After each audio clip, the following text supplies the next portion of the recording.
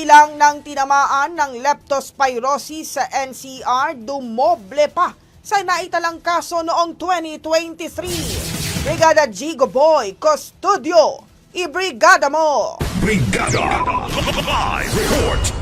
Umakyat na sa 2,734 ang bilang ng tinamaan ng sakit na leptospirosis sa Metro Manila ngayon taon. Halos doble ito sa 1,432 na kasong naitala sa kaparehong panahon noong 2023. Sa datos ng DOH Metro Manila Center for Health Development, nasa 260 na namatay dahil sa sakit na leptospirosis. Naitala naman ang pinakamaraming kaso sa Quezon City habang ang Malabon City ang may highest attack rate. Pinakamarami na naapektuhan ng sakit ay may edad na 55 hanggang 59 years old at karamihan sa mga ito ay lalaki.